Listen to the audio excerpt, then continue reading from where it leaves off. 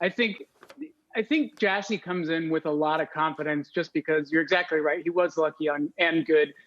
He stumbled into, he definitely had the foresight to see that cloud and AWS, Amazon Web Services, was going to be the future of building parts of the internet. Last year alone, it had $45 billion in revenue, at least, go through it. It was basically an accidental business, but it's how app developers around the world sort of build their own infrastructure, spin it up, and use it, rent their own infrastructure without having to build it. So I think Bezos can look at someone like Jassy, who's been a long time sort of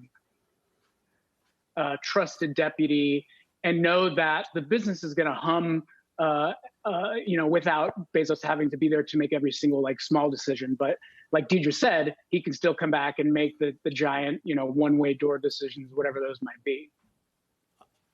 I'm going to come back to the lucky and good Mike Isaac in just a minute. But Deidre, the track record of new CEOs who replace founders, iconic figures in companies, has been mixed. From Steve Ballmer on the one hand to Tim Cook on the other. Where does Mr. Jassy seem to fit on that spectrum to the extent one can speculate?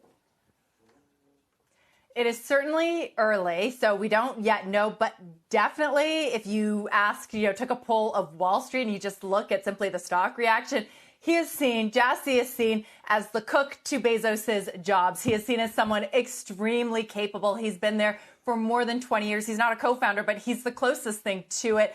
As Mike was talking about, he really grew the cloud business, which has become the profit engine of Amazon. And guys, I'm not sure I'd argue that luck is any part of this. I think that Jeff Bezos is extremely calculated. I was looking back to an interview he did, I think more than 6 years ago, and he was asked about a succession plan. And he said in no uncertain terms, yes, there's someone. Yes, we have a plan. So I think this has been a long time in the making. There was some speculation as to who it might be, Andy Jassy or Jeff Wilke. Jeff Wilke is set to leave this year, so clearly it's Jassy. But I think that inside Amazon, at least for Bezos and for the S team, this was extremely well telegraphed. And of course, every founder, when they do leave, wants to leave the company he or she founded at a very good time. And perhaps this is one of the best times, despite the challenges for Amazon from a financial perspective, Mike. But I find it very curious that the market really has taken this in stride in terms of the stock reaction. I realize you're not a stock analyst, but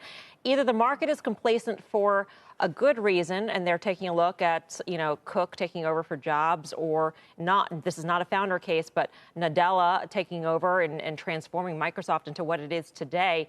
And they're complacent for very good reason, or they're complacent and they're just overlooking the potential. This guy ran cloud. He grew it from a small business, but Amazon is so much more than that now.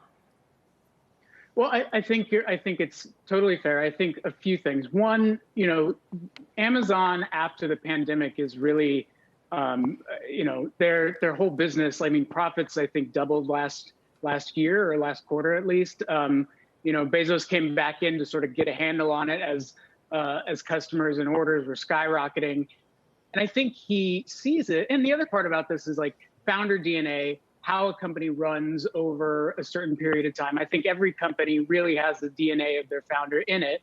Jeff, being there for 27 years, has really built the type of system and the type of processes internally that have stuck with Amazon. And I think people in tech really know what kind of company Amazon is. So if you hand those reins off to someone who can basically handle most of the day-to-day decisions, perhaps the stock market isn't, perhaps traders aren't super worried about it.